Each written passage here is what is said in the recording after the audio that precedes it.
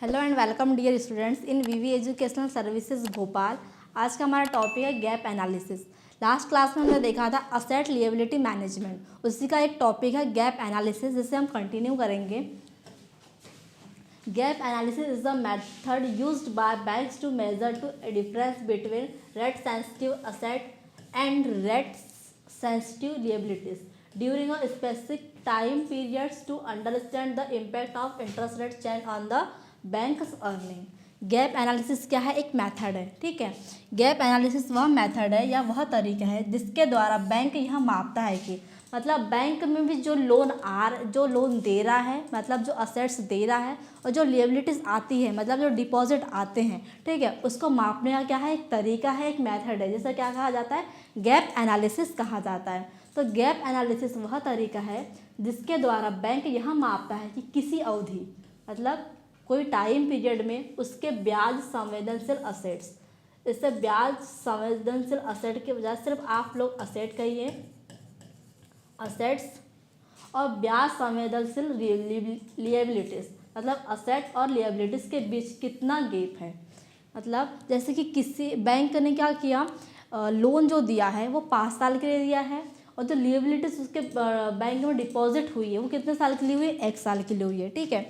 अगर कस्टमर्स, उसने क्या किया, बैंक ने जो उसके पास लिएबिलिटीज आई थी, जो डिपॉजिट आया था, उसको ही उठाकर क्या कर दिया? लोन के रूप में कस्टमर्स को दे दिया, कंपनी को दे दिया।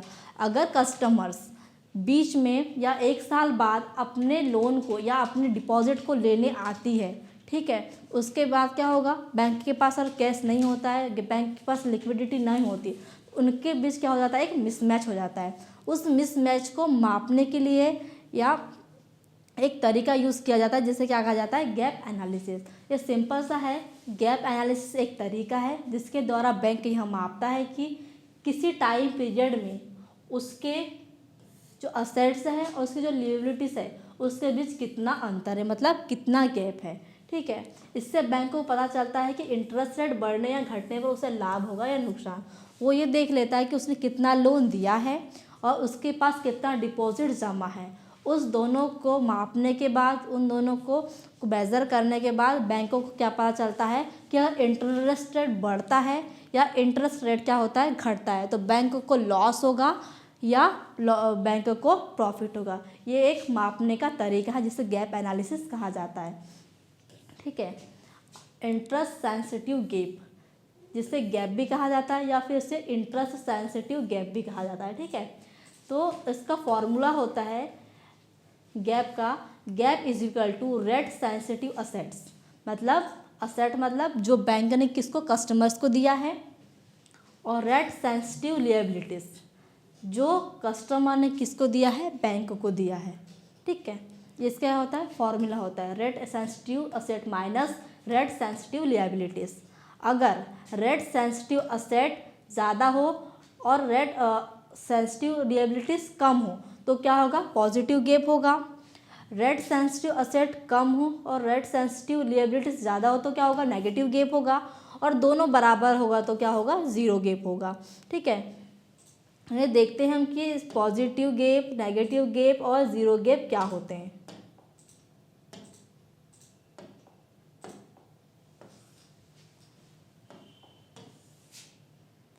सबसे पहले आर ऐसे देख लेते हैं, जो रेट सेंसिटिव असेट होते हैं, ठीक है। हमने इसको सिंपल आप असेट भी बोल सकते हैं, या फिर देखिए रेट सेंसिटिव असेट क्या होते हैं। Rate sensitive asset are those asset of a bank whose interest rate change when the market interest rate change during a particular time period. This asset are sensitive to interest rate movement. जो rate sensitive asset होते हैं वो क्या होती है? एक संपत्ति है, वो एक असेट है जिसको क्या नाम दिया गया है? आर ऐसे नाम दिया गया है। वो क्या है? एक असेट है, इसे परिसंपत्तियां भी कहा जाता है, जिन पर मिलने वाला ब्याज। असेट्स मतलब जो बैंक ने लोन दिया है किसी कस्टमर्स को या कंपनीज को, उस पर मिलने वाला ब्याज, मतलब उस पर मिलने वाला इंटरेस्ट, बाजार की व्यापार दर, ब्याज दर, मतलब मार्केट में जो इंटरेस्ट रेट चल रहा है उसके बदलने पर क्या होगा? जो बदल जाता है। सेंसिटिव का मतलब इतना ही है कि जो बैंक ने कस्टमर को लोन दिया है उसमें अगर कोई बदलाव होता है और जो मार्केट में इंटरेस्ट रेट चल रहा है उसमें बदलाव होता है तो क्या होगा, उन दोनों में चेंजेस होंगे। जो रेट जो इंटरेस्ट रेट पे उसने ब्याज दिया है उसमें क्या होगा, बदलाव होगा। यही क्या कहलाता है, रेट सेंसिटिव असेट। सिंपल सा कहे तो कि बैंक के वो असेट्स जिन पर मिलने वाला ब्याज जो मार्केट में ब्याज दर चल रहा है उसके बदलने पर क्या होगा, उसका भी इंटरेस्ट रेट चेंज हो जाएगा, जिस इंटरेस्ट रेट पर उसने क्या किया है, कस्टमर को लोन दिया है। ठीक है, एग्जांपल देखिए, 3 महीने का अल्पकालिक लोन, 3 महीने का शॉर्ट टर्म लोन दिया है। इस लोन पर लगने वाला ब्याज हर 3 महीने में मार्केट रेट बदलने पर बदल जाता है। ठीक है, अगर मार्केट में जो इंटरेस्ट रेट चल रहा है, जो मार्केट का इंटरेस्ट रेट है वो बदलेगा तो जो उसने लोन दिया है कस्टमर को वो भी बदलेगा। इसका सिंपल सा मीनिंग यही है, इसलिए यह रेट सेंसिटिव असेट कहलाता है। अगर मार्केट का इंटरेस्ट रेट बढ़ेगा तो क्या होगा, जो उसने लोन दिया है उसका भी इंटरेस्ट बढ़ेगा, या फिर मार्केट का इंटरेस्ट रेट कम होगा तो जो उसने लोन दिया है उसका भी इंटरेस्ट रेट क्या होगा, कम होगा। यही क्या कहलाता है, रेट सेंसिटिव असेट कहलाता है। इसी प्रकार है रेट सेंसिटिव लिएबिलिटीज़, मतलब इसका भी सिंपल सा मीनिंग ये है कि बैंक की लेनदारियाँ, मतलब बैंक की जो लिएबिलिटीज़ है, जो बैंक के पास जमा है, जो डिपॉजिट कस्टमर ने दिया है उसमें बैंक को देने वाला ब्याज, मतलब जो ब्याज बैंक दे रहा है अपने कस्टमर्स को वो बदल जाता है जब बाजार की व्यापार दर बदलती है। अगर मार्केट का इंटरेस्ट रेट बढ़ेगा या इंटरेस्ट रेट घटेगा तो जो डिपॉजिट कस्टमर ने किए हैं उसके भी इंटरेस्ट रेट में बदलाव होंगे। अगर इंटरेस्ट रेट बढ़ेगा मार्केट का तो जो डिपॉजिट उन्होंने जमा किया है उनका इंटरेस्ट रेट भी बढ़ेगा, और मार्केट का इंटरेस्ट रेट कम होगा तो जो डिपॉजिट उन्होंने जमा किया है उन पर लगने वाला इंटरेस्ट रेट भी क्या होगा, कम होगा। मतलब सिंपल सा मीनिंग है इंटरेस्ट सेंसिटिव का मतलब ये है कि अगर मार्केट का इंटरेस्ट रेट बढ़ेगा तो उनका जो लोन है उस पर का भी इंटरेस्ट रेट बढ़ेगा, और जो मार्केट का इंटरेस्ट अगर कम होगा तो जो लोन उन्होंने दिया है या फिर लोन लिया है उसका भी इंटरेस्ट रेट क्या होगा, कम होगा। ठीक है, सिंपल देखिए, 3 महीने की जमा राशि में शॉर्ट टर्म डिपॉजिट ग्राहक द्वारा बैंक में रखी गई जमा राशि ऐसी होती है जिस पर दिए जाने वाला ब्याज हर 3 महीने में मार्केट रेट बदलने पर बदल जाता है। मतलब जो कस्टमर ने बैंक में पैसा जमा किया है और मार्केट का इंटरेस्ट रेट बढ़ेगा या घटेगा तो उस 3 महीने बाद क्या होगा, उस डिपॉजिट का भी इंटरेस्ट रेट बढ़ेगा या घटेगा। ठीक है,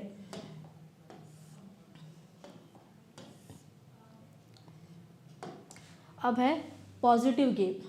देखते हैं पॉजिटिव गैप क्या है। Positive gap occurs when the target in higher but the actual performance is lower. It shows that the organization could not achieve them expected goals.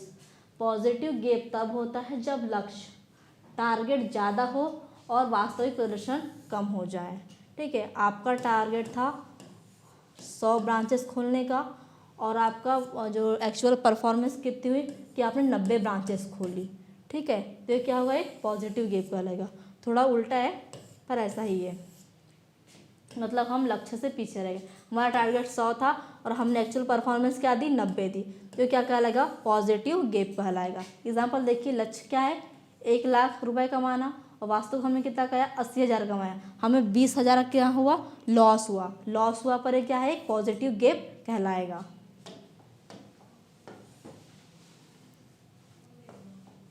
अब देखते हैं नेगेटिव गैप। नेगेटिव गैप में थोड़ा उल्टा कैसे है, negative gap occurs when the actual performance is higher than the target and indicate that the organization has performance better than expected. Negative gap कब होता है, जब वास्तविक प्रदर्शन मतलब एक्चुअल जो हमारी परफॉर्मेंस थी वो लक्ष्य से ज़्यादा हो जाए। ठीक है, हमारा टारगेट क्या था, बैंक की 100 ब्रांचेस खोलने का, और आपने क्या किया, बैंक ने 120 ब्रांचेस खोल ली। मतलब टारगेट 100 था, उसने कितना अचीव किया, 120 ब्रांचेस खोली। मतलब जो अपनी हमारा जो टारगेट था उससे ज़्यादा अच्छी परफॉर्मेंस रही, तब क्या होगा, एक नेगेटिव गैप होगा। उम्मीद से ज़्यादा अच्छा काम किया। जैसे एग्जाम्पल में क्या दिया है कि लक्ष्य क्या था हमारा, 1 लाख रुपए कमाना और हमने कितना कमाया, 1,20,000, यहाँ क्या होगा, नेगेटिव गैप होगा।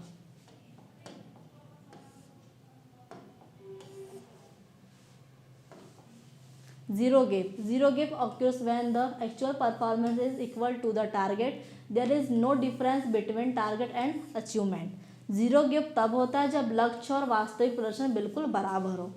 क्या कि आपने 100 ब्रांचेस खोलने का आपका क्या था, टारगेट था, और आपकी एक्चुअल परफॉर्मेंस कितनी रही, 100। आपने 100 ही ब्रांचेस ओपन की, ठीक है।